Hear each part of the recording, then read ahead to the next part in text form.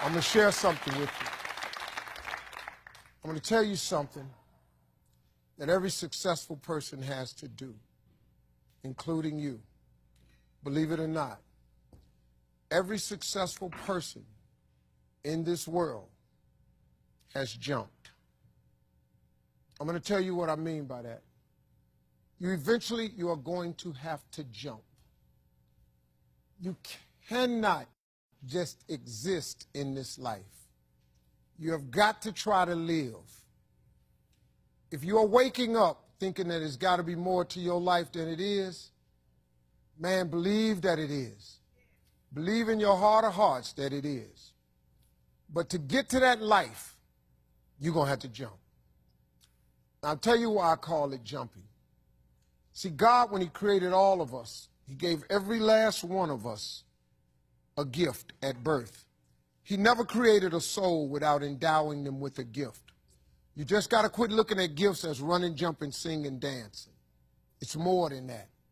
It's if you know how to network, if you can connect dots, if you draw, if you teach. Some of y'all fry chicken better than anybody else, bake pie.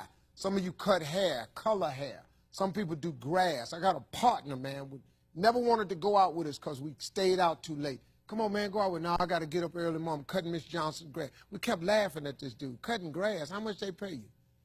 He got a landscaping company in Cleveland worth $4 million. Because all he do is cut grass. But he was gifted at it. I got a partner on a detail shop, make $800,000 a year detailing cars. He got 6 mobile trucks running around. $800,000 a year. All he do is detail cars. That's his gift. That's what he loved to do. You've got to identify that gift. Now listen to me. When you see people in life, when you're standing on the cliff of life and you see people soaring by, when you see people soaring, going to exotic places, you hear about them doing wonderful things. Maybe you look up the street and your neighbor just gets a car every year, every 2 years. You know, how is he doing that? Have you ever thought, maybe this person right here has identified their gift and is living in their gift? Because your Bible says, your Bible says your gift will make room for you. Your gift, not your education. You go get an education, that's nice. But if you don't use your gift, that education only going to take you so far, man. I know a lot of people got degrees, man. They ain't even using them. It's your gift. But the only way for you to soar is you got to jump. You got to take that gift that's packed away on your back. You got to jump off that cliff and pull that cord. That gift opens up and provides the soar. If you don't ever use it, you're going to just go to work. And if you're getting up going to work on a job every day that you hate going to, that ain't living, man. You just existed. At one point in time, you ought to see what living's like. But the only way to see what living like, you got to jump. And here's the problem. I'm going to just be real with you. When you first jump, let me tell you something. Your parachute will not open right away. I'm sorry. I wish I could tell you it did, but it don't. When you jump, it's not going to open right away. You're going to hit them rocks. You're going to get some skin tore off on them cliffs. You're going to get all your clothes tore off. You're going to get some cuts on you. You're going to be bleeding pretty bad. But eventually, the parachute has to open. That is a promise of God. That ain't a theory, that's a promise. His promises is true, because listen to me. You cannot name one single thing God has not gotten you through. Name it. And if he ain't got you through it, he currently pulling you through it right now. And the living proof of it is you sitting in here. If he hadn't got you through it, you wouldn't even be here.